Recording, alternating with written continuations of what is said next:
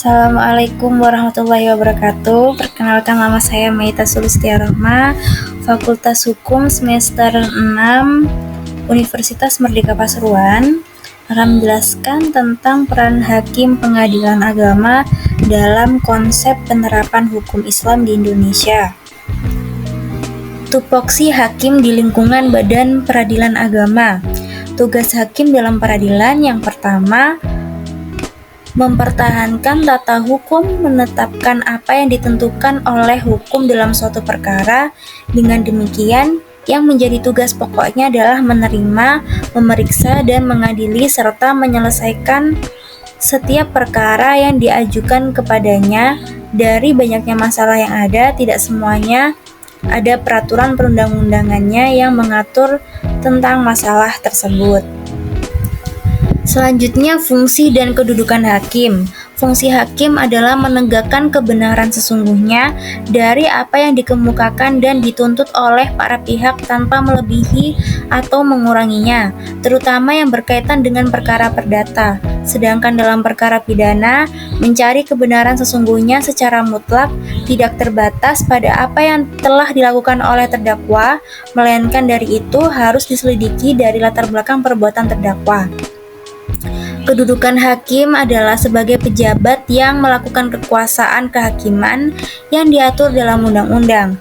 Hakim juga harus memiliki integritas dan kepribadian yang tidak tercela, jujur, adil, profesional, dan berpengalaman dalam bidang hukum.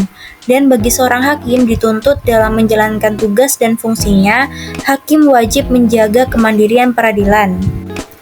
Kewajiban hakim menurut Undang-Undang Nomor 4 Tahun 2004 sebagai Undang-Undang Nomor 14 Tahun 1970 adalah memutus demi keadilan berdasarkan Tuhan Yang Maha Esa. Hal ini sesuai dengan Pasal 29 Undang-Undang Dasar Negara Republik Indonesia tahun 1945. Kontribusi hakim pengadilan agama dalam penerapan hukum Islam. Yang pertama, sumber-sumber putusan hakim. Alasan hukum yang menjadi dasar pertimbangan bertitik tolak dari ketentuan sebagai berikut. Pasal-pasal tertentu dari peraturan perundang-undangan, hukum kebiasaan, jurisprudensi, dan doktrin hukum.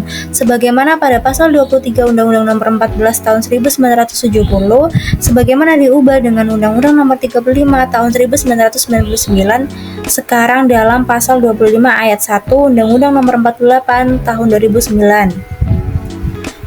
Yang kedua, pola pengambilan putusan hakim, bahwa tertib administrasi perkara adalah merupakan bagian dari court of law yang mutlak harus dilaksanakan oleh semua aparat peradilan agama dalam rangka mewujudkan peradilan yang mandiri sesuai dengan peraturan yang berlaku. Hal ini dapat terlaksana apabila aparat peradilan agama memahami pengertian administrasi secara luas. Yang ketiga, KHI dan Undang-Undang Perkawinan. Menurut KHI, kehadiran KHI merupakan rangkaian dari fenomena sejarah hukum nasional yang dapat mengungkap makna ganda kehidupan masyarakat Islam Indonesia.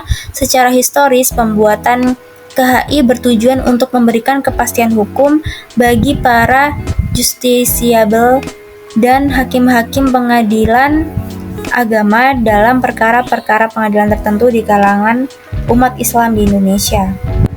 Terima kasih, semoga bermanfaat. Jangan lupa like videonya, komen, dan share.